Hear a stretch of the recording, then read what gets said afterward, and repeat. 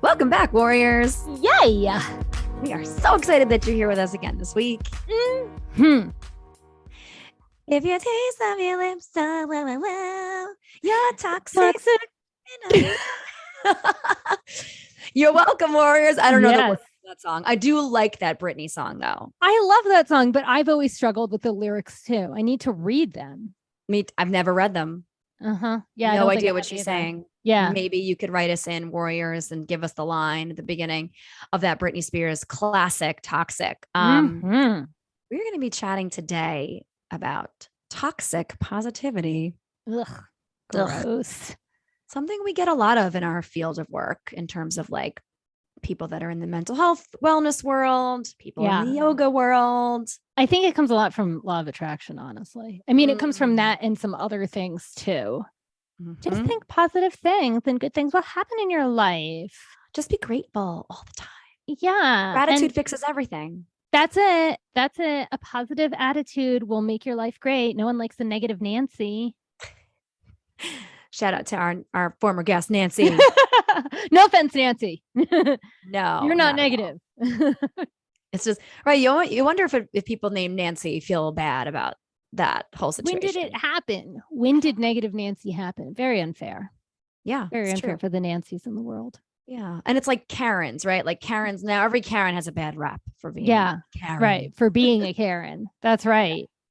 It's like you can never name your kid Karen now, because hopefully if they're a Karen and they're named Karen, it's like terrible. Terrible. Agreed. Yeah.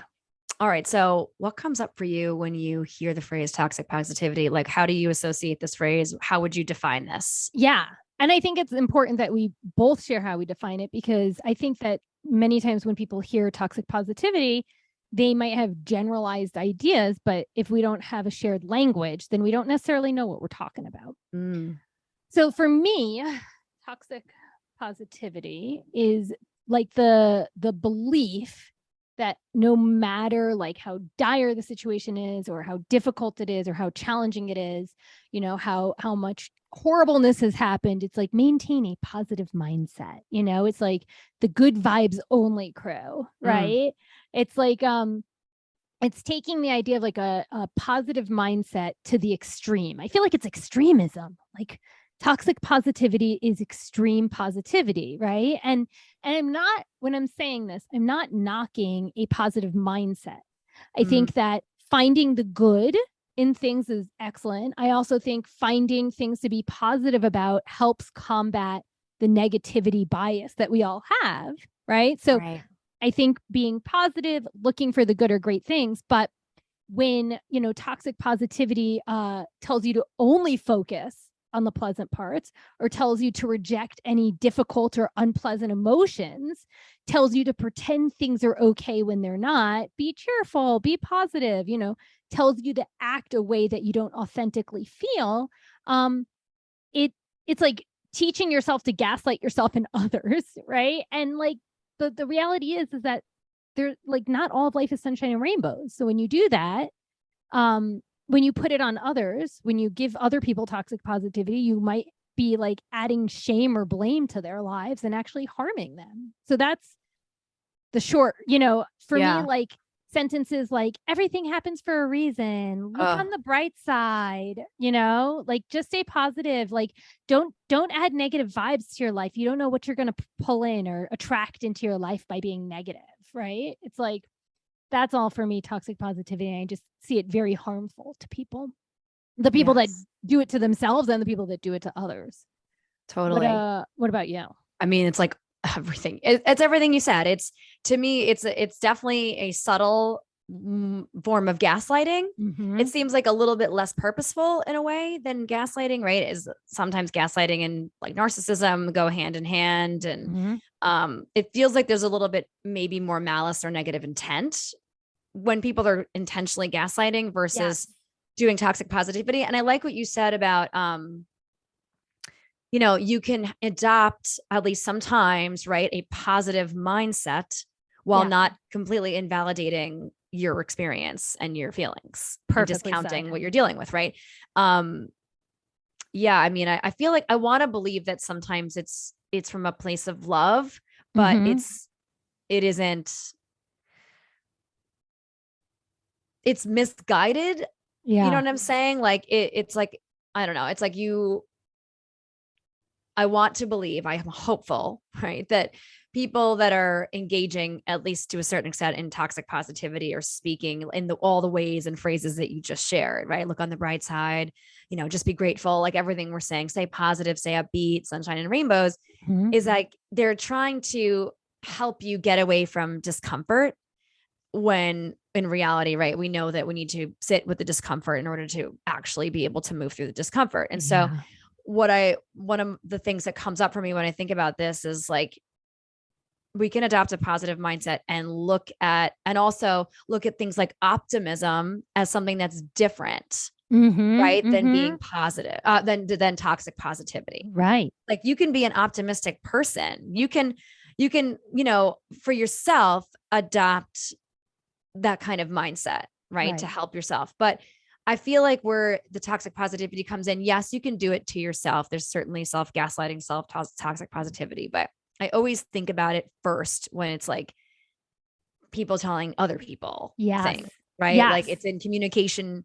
At least this is how it comes up for me more often, is that it's in communication with others where it becomes even more harmful, because you're just projecting your own belief system, the way that you view the world, the lens in which you're coming from, your own past traumas onto that person. Right. And look, I can subscribe to a certain extent to like good energy can breed good energy, right? Like, putting out love in the world hopefully brings that back to you. I'm not saying that this kind of thing isn't real or doesn't exist. I think we all have like the things that we cling to because they help our mental health. And that's one of them, right? Yeah. But like, there's a difference between me doing that to support myself and speaking in I am statements, or I feel statements, or this is what feels right for me.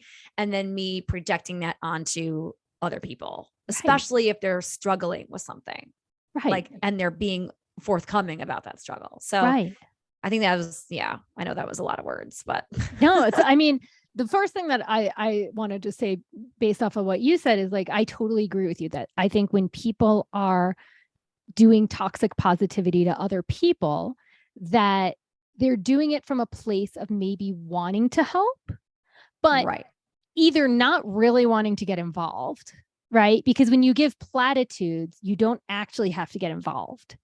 True. It's like, well, look on the bright side, or at least you have this, at least that's the worst. Yeah. Right. It's like, I'm not discounting the things I do have, and still,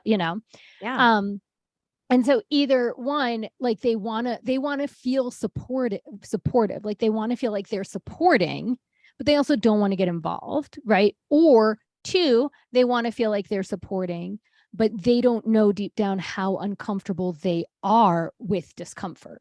Right. And so if someone is grieving, right, that might bring a lot up for them.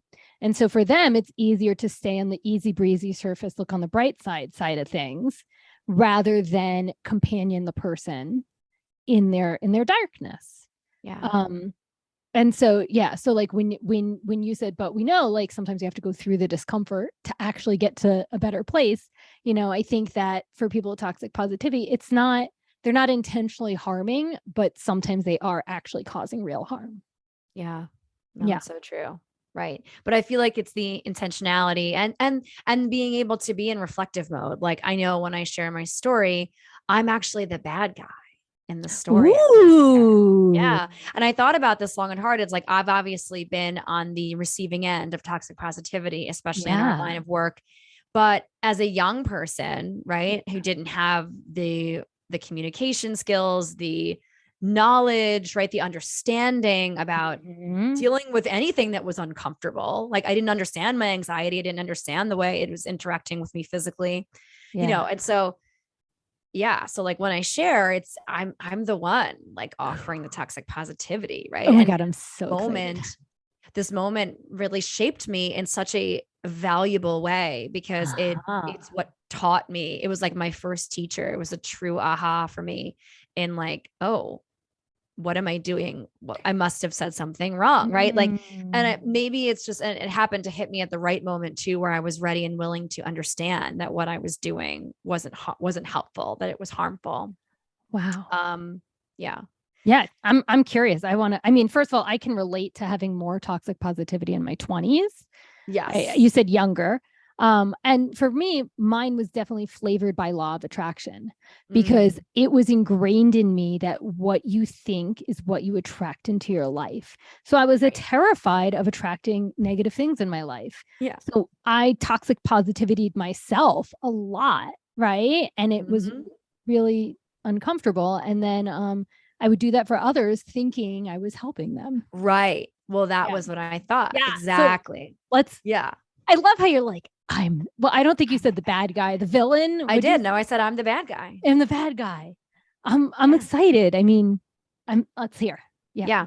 So again, it was a long time ago. I'm 40 now. And so this was in my early 20s. And when you just talked about like, oh, when I was younger, law of attraction, I was like, I don't really know where I got the idea that like, this is what you say to help people. Probably TV, my own family, right? Like my friends at the time. It's like, this is the way we treated people when they were struggling with anything, even if it felt like minutia, right? To you, it's like that compassion piece was just something that like I didn't have. A lot of kids don't have, or young people with undeveloped brains, fully developed.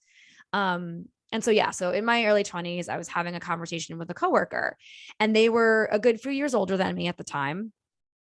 And she was sharing about how she was ready to settle down, to find a partner and have kids. And these were all things that I didn't understand, like on a deep level. And so like I had been with my partner already for a few years, but I was still really young. And I just didn't understand like that at maybe closer to 30, right?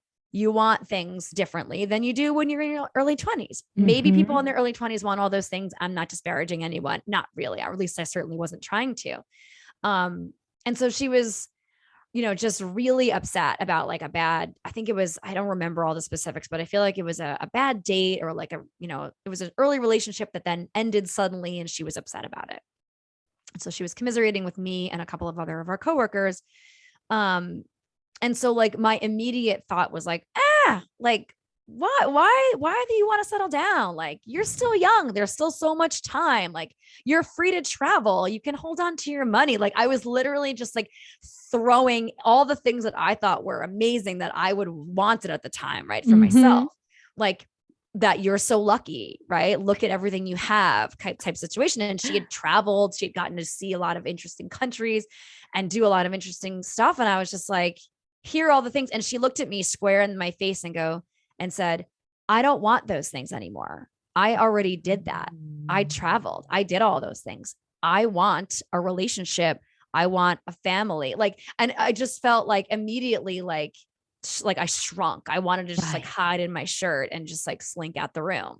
Wow. And like, I know I wasn't the only one out of the small group of us that might've been thinking some of the same stuff, but I don't know if I was just like the quickest at the jump, or I was just like, let me just gloss over and band-aid over this person's emotions about losing this potential partner, someone she was into or whatever, and just remind her of all the good things that she has in her life. Right. And really what I was doing was projecting the things that I believed were important or should be important in everyone's life at that time. Yeah.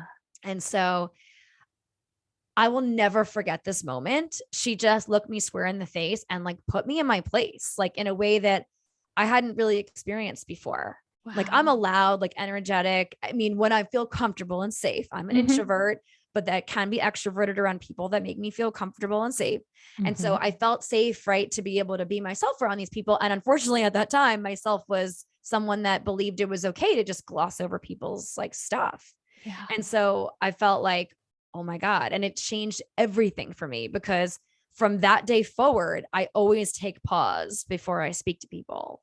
I mean, obviously years have gone by. I've gained lots more life experience, and the work that I do now is so different than what I was doing then.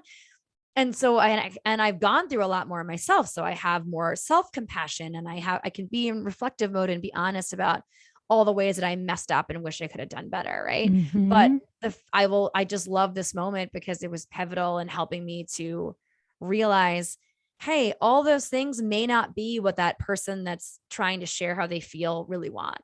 And I needed someone to like splash the water on my face and say over, like advocate for themselves so fully. No, I don't want those things you just said. I want this. I want this. I want this.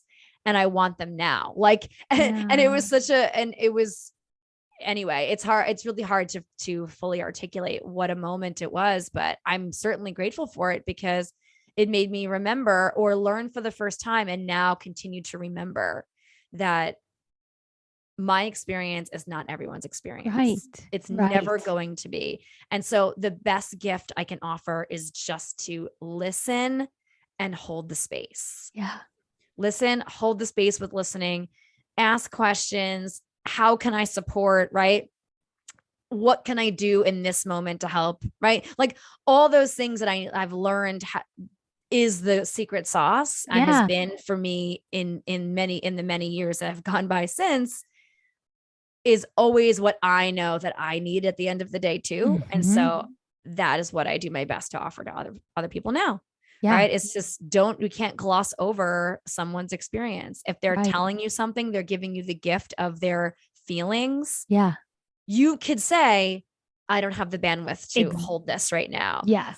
You could say, I wish I had more things to say that would be helpful, but I don't have those things. Right. Yes. But again, this comes with time and learning. And so I want to be self-compassionate to my younger self and say, okay, Margot, but you didn't know that stuff at the time. And like, so it's okay. Right. Just like with any learning moment, it doesn't always feel good. No, I'm sure in the moment it didn't. Right. It did not. It didn't feel good. But I'm like, I was so when I think about this person too, like I'm so proud of her for saying it. Right. And I've come to learn that saying hard things out loud to people, especially that have hurt you in the moment, but in a calm and concise way, is what that person needs to hear, whether they know it yet or not. Right. It is what that person needs to hear. So yeah. I mean, I'll just reflect that I know that you've put in the work, right? And that is because when I am having a really hard time, when I'm miserable and feel like a grouch and raging or depressed or whatever, like I don't tell a lot of people about that because there is a fear of being rejected. Yeah. But when I'm having a hard time, I know I can always go to you. Yeah. And so and that is because you're not going to give me platitudes. You have definitely practiced companioning the moment. Yes. Yeah, I have. Yeah. And I can sit strong in it. Right. And know that I have that skill. Yeah. And be able to say, like I said, if people come to you and they want to, unload their stuff, it's okay for you to also say, I love you, but I can't right now. Yeah. Right. I don't have the X, Y, or Z, whatever it is. And if that person's not okay with that, now, like within reason, right? I mean, like if you're always telling that person, I can't handle you, then like maybe you need to reevaluate that relationship. Right. Right. But sometimes you need breaks. Sometimes you are also dealing with your own stuff, and it depends on how often a person comes to you. Right. Like, so like there are a million ways you can look at a situation. This was a one-off moment that I'm sure again, reflecting how many other times that people feel discounted by me and didn't tell me. Right. Or didn't talk to me again in that way. Right. Yeah. And so, I just wanted to throw that back in too, but that kind of hits on like my story a little bit about how when I received a ton of toxic positivity, it just made me not go back to those people. Right. And so you're right. Like she was brave to say, this is not helpful. And that gave you the opportunity to reflect if you chose to reflect. And you're right. With everyone, it's different, but again, we don't have to give platitudes and fake joy. We can just say, I don't have the bandwidth for this. Yes. Right. Yeah. That's not toxic positivity. That's like valuing your boundaries. Yeah. Yeah. All right. So let's hear yours.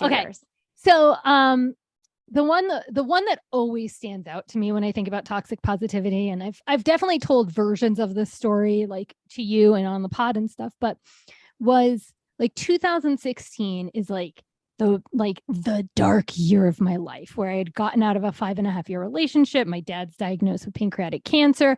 I'm moving, right? Like there's all of these things up in the air. And for me, one thing that really bothers me is when people are inauthentic, right? When people don't practice what they preach. And so I was working with some people and we were working a week long together. And the whole time during this training, they're preaching about holding space. This was some type of yoga training. They're preaching about holding space and companioning the moment and not giving answers and being able to sit in your own discomfort is what a real teacher really needs to do. And I was walking with these two married ladies. I had just gotten out of a 5.5-year relationship with someone that at some point I thought we were going to get married. I'm 33, very close to 34 at this point. Okay. It's getting a little older in the dating world. And we're walking and they're like, oh, so how are things going? And so I shared how, I will say that I was guarded in sharing with them. I didn't say everything, but I shared how I was, uncomfortable entering the dating world again. After 5.5 years, I had never done online dating before. That felt super uncomfortable. I didn't know how to navigate that. And also I'm almost 34. At the time, I really wanted kids. I wanted marriage. And I was deeply afraid that I wouldn't get those things. Mm-hmm. And they're like, oh my God, it must be so fun getting back in the dating world. And I'm like, what? You literally just did a talk about being able to hold space, right? And they're like, oh, it would be so fun just to go out and date for a month or so. And, these are two married, and I understand that they were projecting based on their own, right? Yeah. But when they were asking me how I was doing, and when I shared honestly, not vulnerably, but honestly, mm-hmm. right? Their response was I was so lucky to be able to date.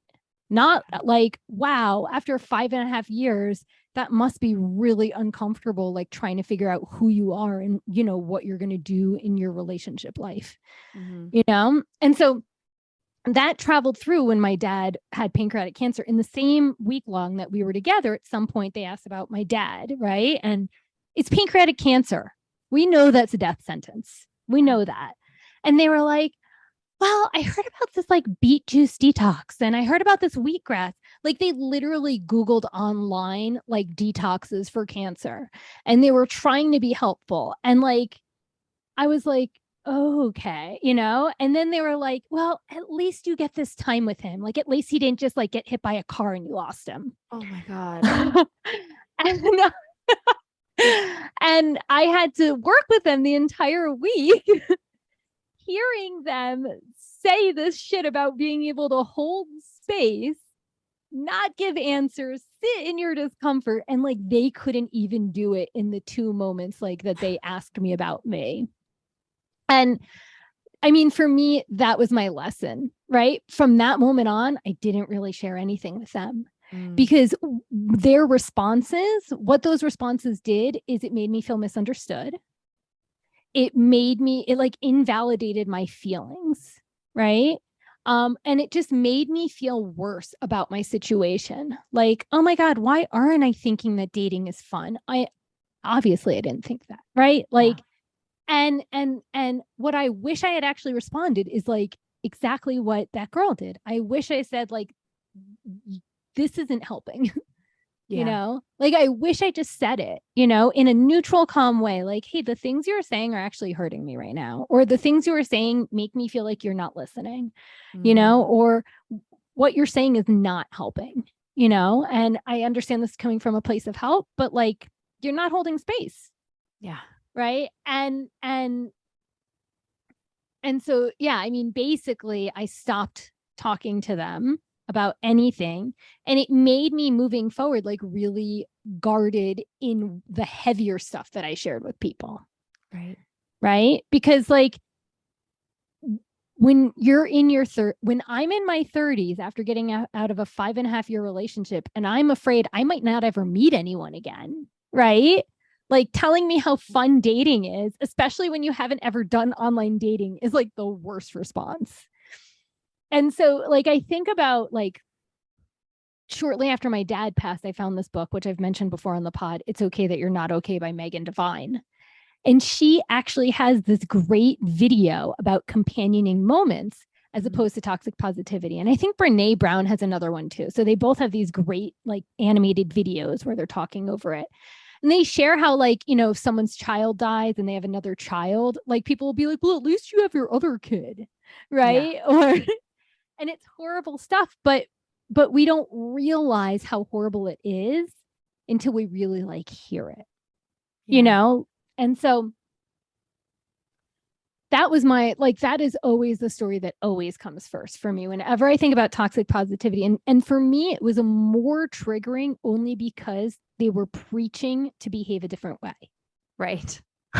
I mean, if they weren't preaching about holding space and leaning into discomfort, you know, and all behaviors communicating unmet need, like if they weren't preaching that, it would have been annoying. And you know, but it was like extra problematic for me because it's like, how dare you pretend you do those things when you can't even do them with someone you're like co-working with? Yeah.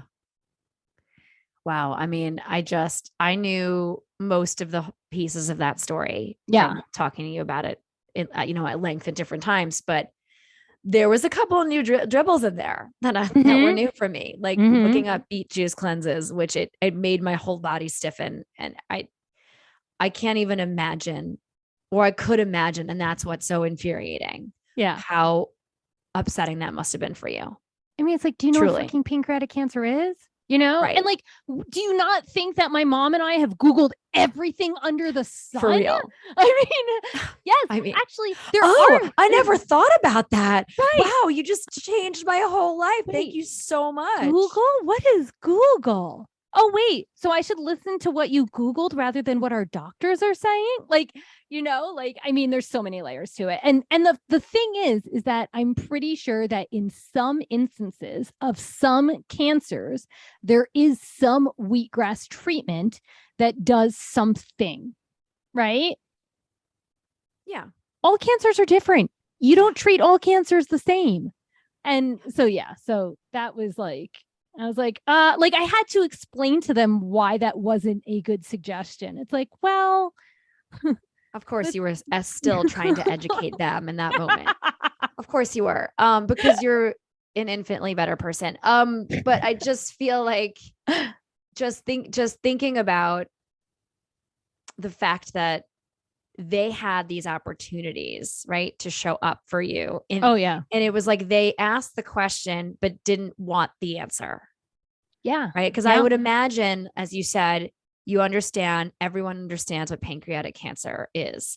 So when they asked, how's it going with your dad? Right. They knew, or should have known with any modicum of intelligence, that the prognosis was bad, and that most likely what you were dealing with was a big fucking struggle. And watching him lose weight, watching him, you know, like, did I go into any of that with them? No. Not being prepared to hold that makes no sense to me. Why ask the question if you do not have the capacity to hear about what's really going on with a situation that you can fully understand without knowing anyone personally that's had pancreatic cancer? Then why are you asking the question?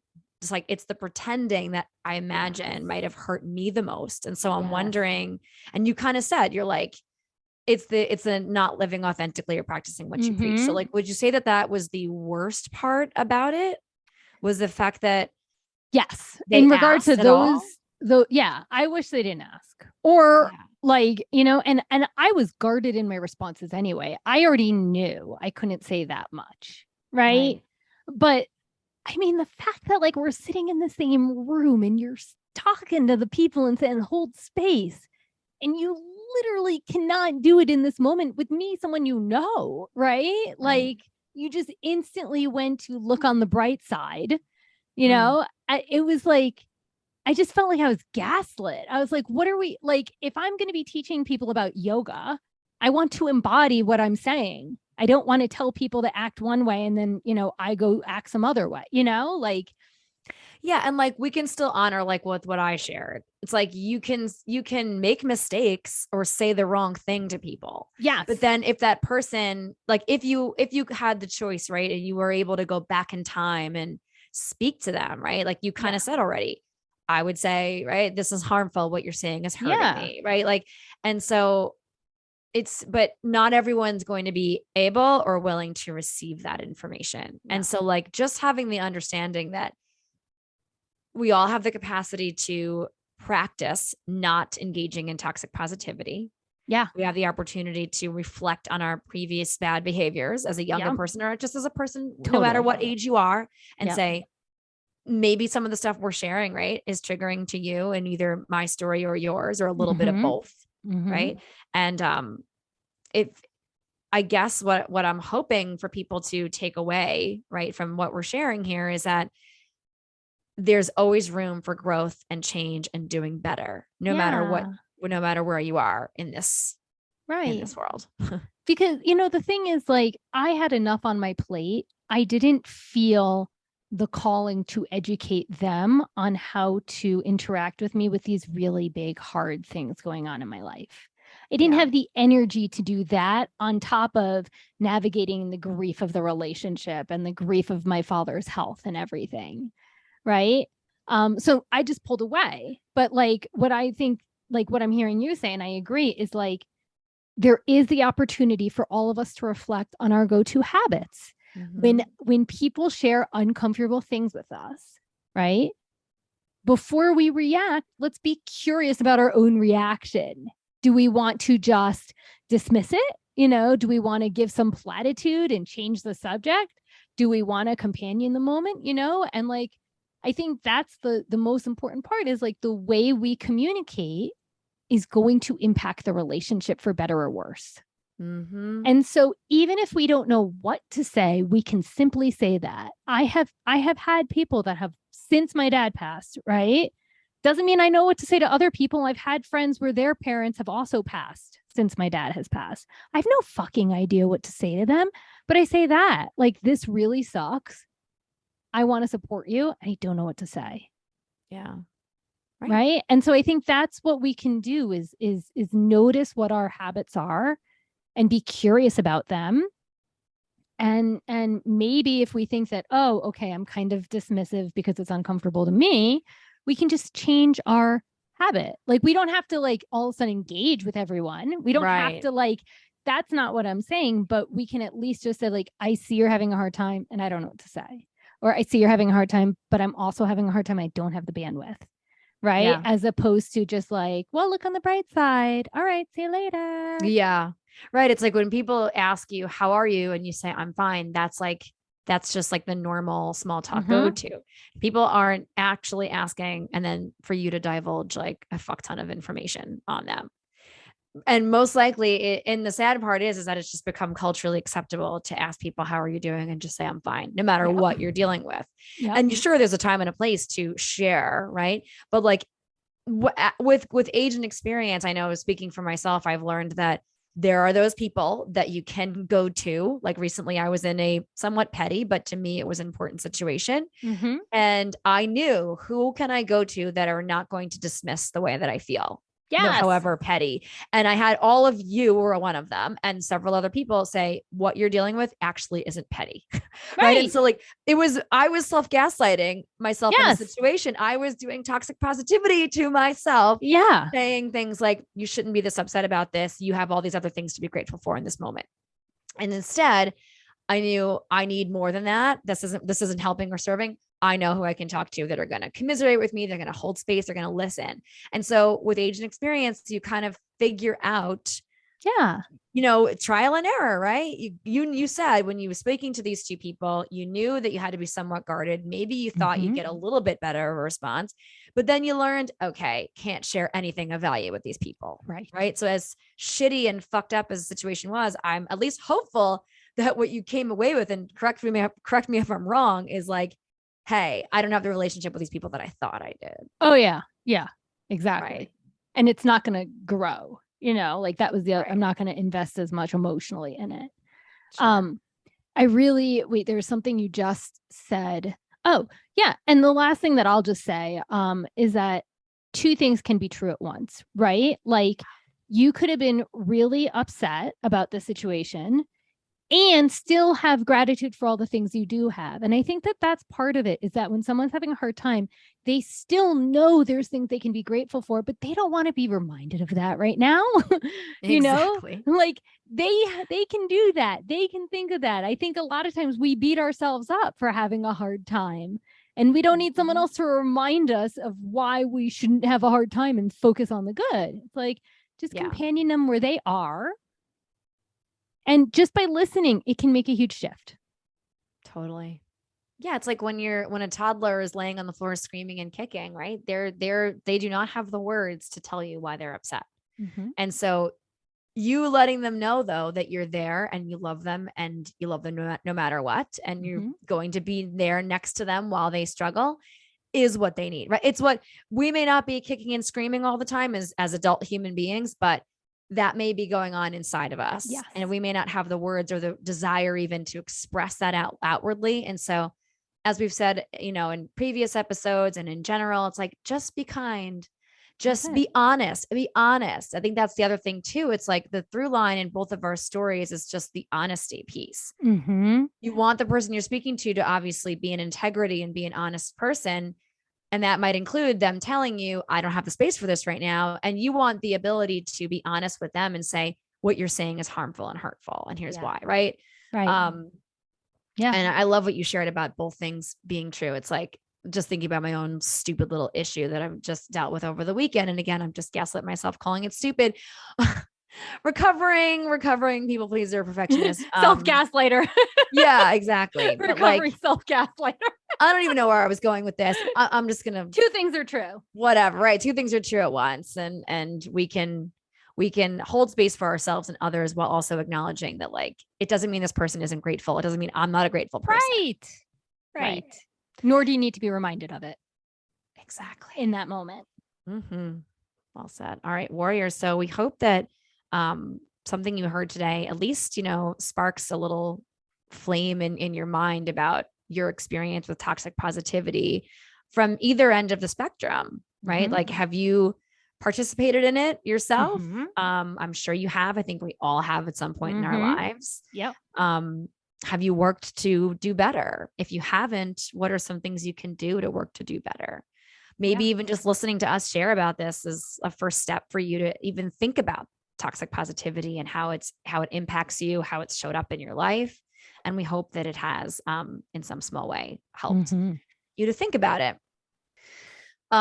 Take a second this week and reflect on your go-to habits when people share hard stuff with you, and how their responses might make others feel, and how your responses when you are being given the gift of their experience might impact them in negative ways. All right. So, Abby, do you have a win of the week? Win of the week. Yeah. And this actually kind of goes in line with toxic positivity. Kinda. We'll see. Okay. So, Arrow, my dog, has had a lot of health issues. Basically, ever since March, it's been nonstop. And if I didn't have a second dog, Gnocchi, I would think that I was doing something wrong, but I'm not. Apparently, some dogs just have issues. And so the most recent one is a rare parasite. And he has been on azithromycin for a week and a half now, and it has been very, very hard because the azithromycin makes him nauseous and can cause vomiting if he doesn't eat. And so for the first week, he was waking us up between 4:30 and 6 a.m. vomiting bile, and we had stayed up till like 11 at night every night to give him food, and even that didn't help.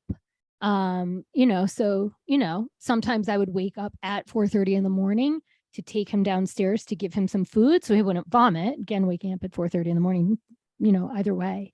So my win is that I reached out to the vet, we cut the dosage in half, and we've had 2 days in a row of no vomiting. Woo! And I can't tell you how big a win that is. It's been extremely stressful. There's been very little sleep. Trying to get him to eat has been really challenging, but we have gone 2 days without vomiting bile. So huge win. Yes, that is huge, right? 2 days in a row. That's big. Yes. Yes. It's not just two, like Great one sleep. day this week, one day last week. I mean, 2 days in a row is massive. Going for 3 tonight. That's the hope. But Arrow, let's get a turkey. Toxic, yeah. Tied it into toxic positivity because the response to that could have been like so many things. You know, if I was going to be on the receiving end of toxic positivity, at least you have another dog. At least your dog's healthy. At least he makes you happy, right? Right. But yeah, so that has been a win. So hopefully more sleep is in all of our futures. Yes, more sleep. More sleep makes everyone better people. Mm-hmm. And pets. And I'm sure poor Arrow could use a little bit more rest himself. And clearly he's struggling. So suffering. Yes. And you're suffering with him. Yes. Meds are done Friday, so we'll be good. Hopefully. What was that? Meds are done Friday. Yes. Okay. So hopefully the parasite will be gone and he will be better. We are all thinking about that now. When this will be coming out way past a few weeks after that, but yeah, maybe we can update the warriors on just at least your sleep. Yes. Hopefully being better. Yes. All right. Well, thank you for sharing that win. I'm so glad for you and Arrow. Like sleep is always a win. Extra sleep and no vomiting. Always a win. Huge wins. Massive. All right, warriors. Well, we love you so much. Thank you for tuning in again this week. If you'd like to connect with us for any reason, you can shoot us an email at anxietywarriorspodcast@gmail.com. Hop on over to Instagram and join our Instagram fam. We're at Anxiety Warriors Podcast. Smash that 5-star rating on Apple Podcasts or Spotify, Amazon Music, or wherever you tune in. Like and subscribe to our YouTube channel. And jump in our show notes and head on over to our Threadless merch shop link and buy yourself some Anxiety Warriors Podcast swag for you, the warriors in your life. Just got some fun designs and different merch over there so you can support our show. Yeah. Yes.